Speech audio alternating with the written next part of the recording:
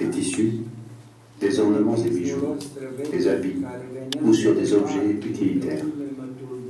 Leur géométrisme ancestral, qui venait de loin, du passé, me troublait. Leur présence a commencé à devenir omniprésente dans ma contemplation, et peu à peu, ces signes se sont glissés dans le fondement de mon être. Avec les années qui passaient, j'ai compris que toute cette géométrie s'articulait autour de 4 symboles métaphysiques fondamentaux. Le cercle, le carré, la croix et le centre.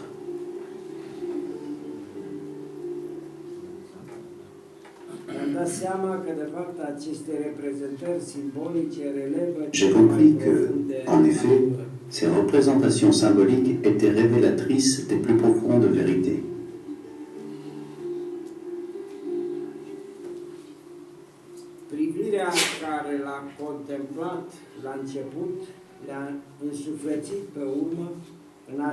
Le regard qui les a contemplés au début les a animés après, de façon à ce qu'elles gagnent par la suite le privilège de nous regarder d'un regard comme une lumière auréole,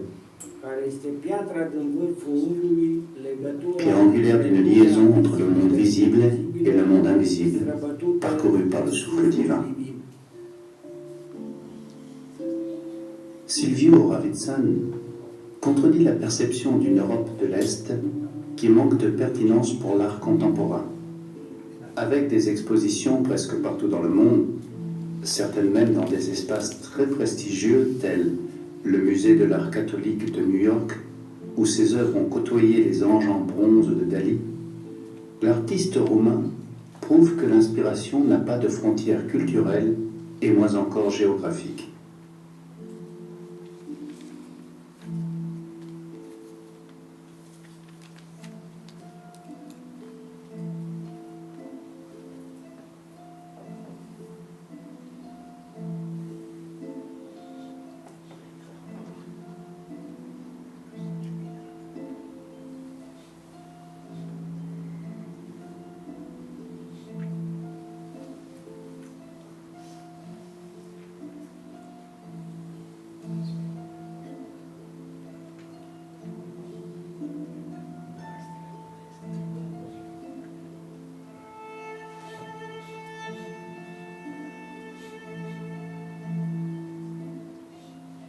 Plus simplement dit, l'art d'Horavitsan illustre la recherche d'une ligne d'horizon sur laquelle le symbole d'hier et l'artiste d'aujourd'hui peuvent se regarder droit dans les yeux.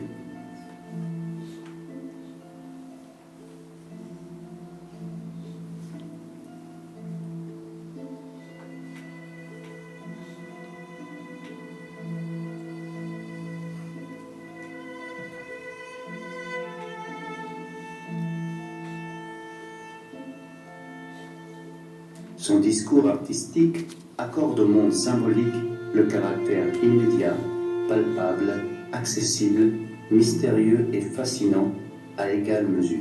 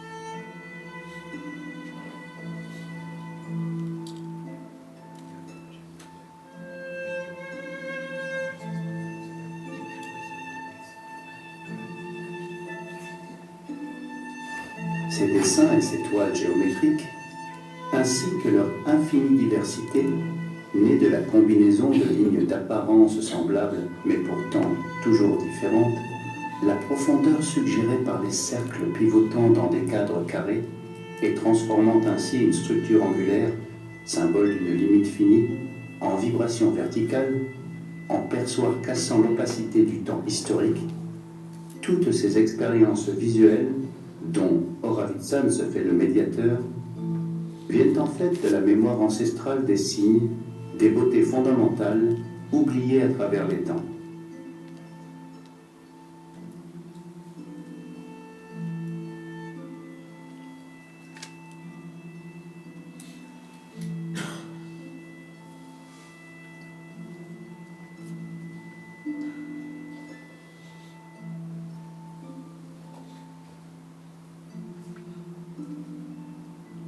C'est d'ailleurs la raison pour laquelle l'artiste roumain insiste de façon presque pédagogique sur quelques symboles majeurs, le centre, le cercle, la croix et le carré.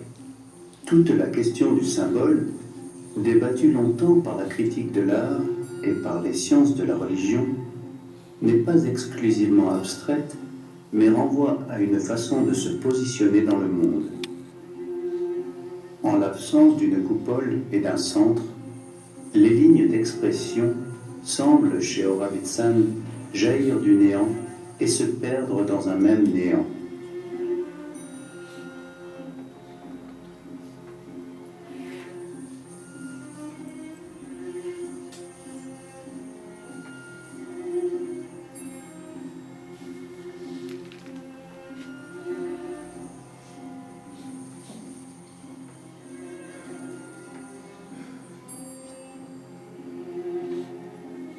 Ce qui reste, c'est surtout l'impression d'une recherche dramatique, brisée, contorsionnée, à fin ouverte.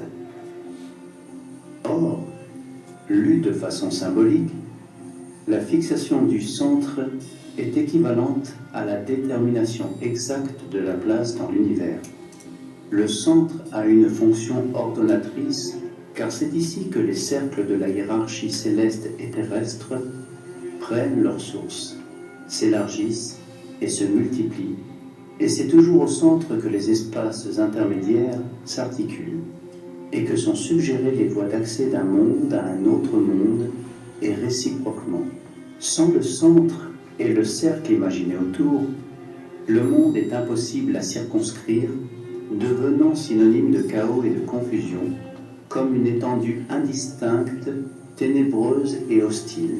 En l'absence du centre et de la circularité, le temps non plus ne peut être mesuré.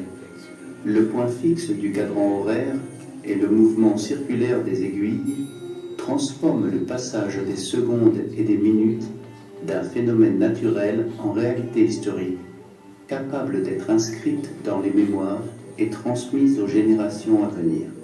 Tout comme les navigateurs s'orientent d'après l'étoile polaire, centre visible du cercle céleste, la boussole intérieure de l'homme spirituel s'oriente selon le point le plus élevé, où se rencontrent les nervures invisibles de la coupole de son destin.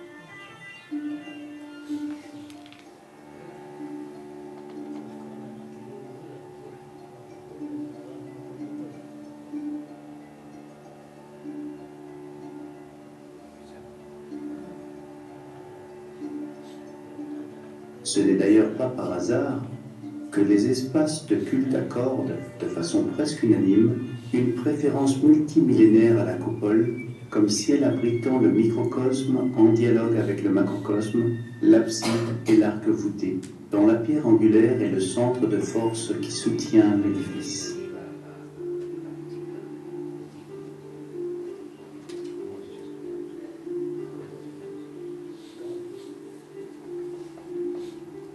L'été 2013, la ville de Bucarest s'est réjouie d'un double privilège.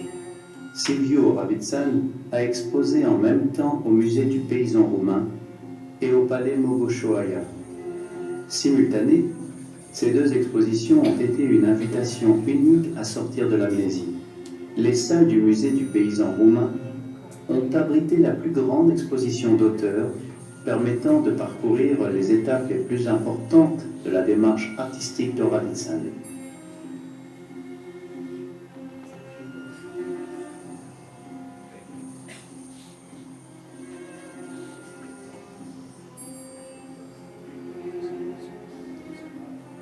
Généreux, l'espace mis à disposition a permis un cheminement sans précédent.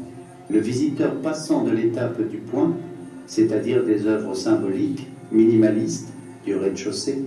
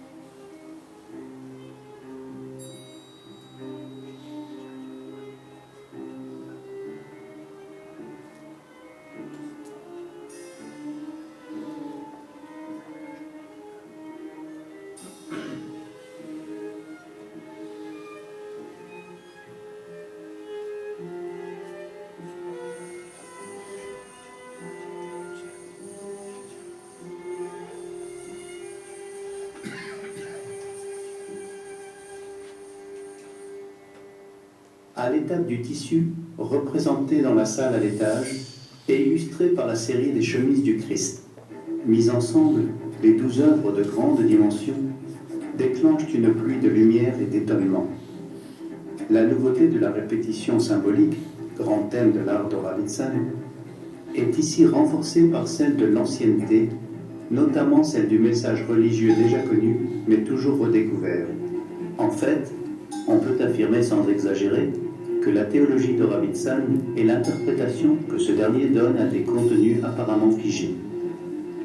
La modalité que l'artiste choisit pour mettre en marche les données cueillies dans l'Évangile illustre l'extraordinaire force de l'incarnation et du fait que non seulement la vérité existe, mais qu'en plus elle puisse être vue, même si c'est uniquement par la suggestion.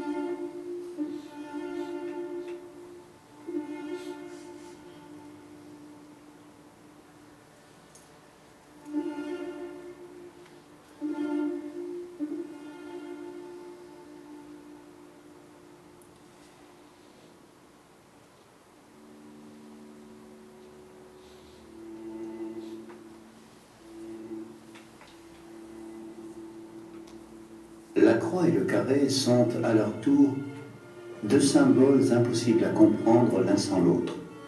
Nous les retrouvons donc toujours ensemble dans l'art de Silviu Horavițan. Si le carré représente l'espace résultant de l'intersection, sur le plan horizontal, des quatre orientations de l'homme dans le monde, la croix est le résultat de la rencontre, sur le plan vertical, entre les vecteurs qui définissent sa vocation descendante-ascendante. Ce sont tous les deux des symboles différents et complémentaires en même temps de la structure cardinale qui est à la base de l'univers et de l'homme.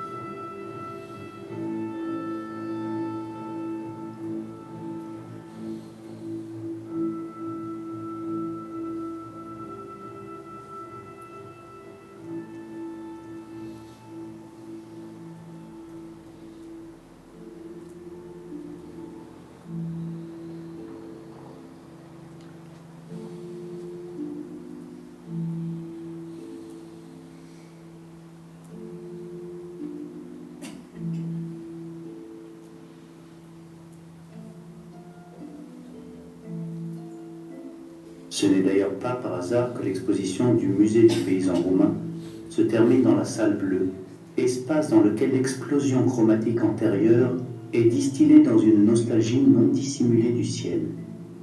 Les salles du palais de Mogoșoaia sont, par elles-mêmes, des œuvres d'art architecturales. Par le rajout des interventions d'Horavițan, les murs vibrent et reçoivent un contour encore plus fort. La synthèse est tellement réussie que l'on ne peut plus imaginer cet espace sans Horavițan. Finalement, c'est le plus grand avantage de l'art authentique. Le sentiment que, une fois qu'on l'a connu, on ne peut plus vivre sans. C'est un sentiment philocalique, c'est-à-dire de l'amour pour la beauté. C'est un grand risque de mettre ensemble des expressions artistiques fortes. Tout comme le voisinage de certaines plantes, celui de certains artistes s'avère parfois impossible.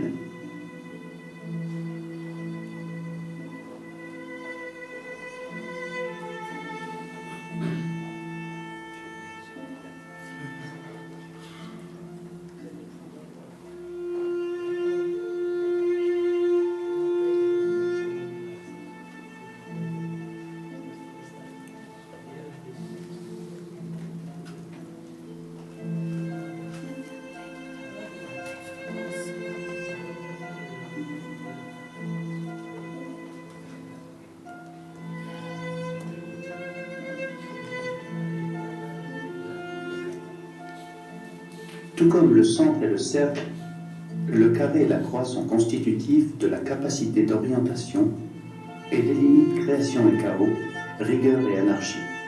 Par le carré et la croix domine une tension créatrice.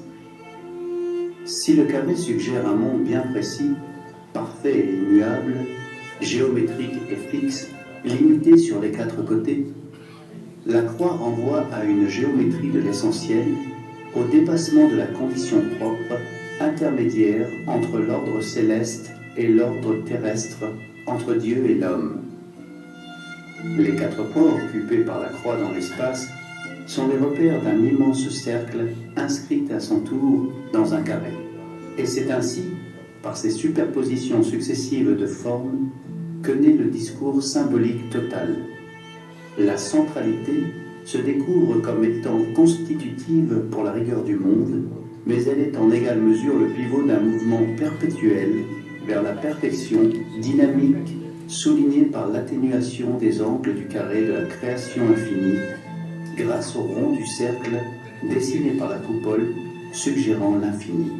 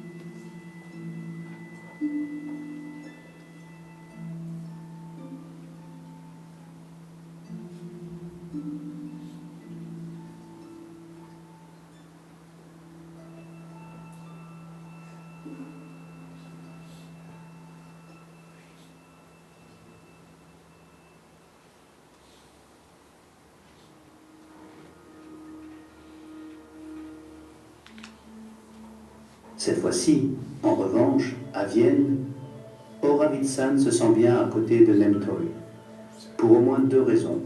En premier lieu, ce qui unit les deux artistes, c'est la fragilité. Les lignes fines qui forment le tissu de couleurs et de lumière chez Horavitzan se complètent avec l'apparente légèreté du verre chez Nemtoy. Paradoxalement, sans chercher à cacher la fragilité matérielle, les deux réussissent à convaincre. Évidemment, chacun à sa façon. D'un autre côté, toujours chacun à sa manière, on voit comment Horavitzan et Nemtoy se nourrissent de la même nappe phréatique des symboles qu'ils apportent au quotidien. L'exposition de Vienne est un pari gagné.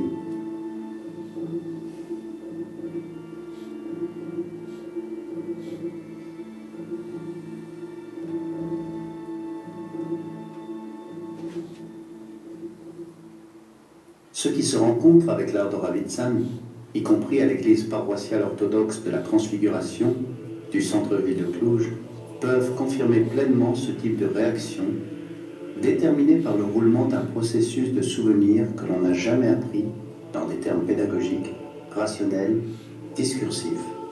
Devant un espace où un signe provenant du fond de la mémoire archaïque est activé un mode de reconnaissance complètement différent.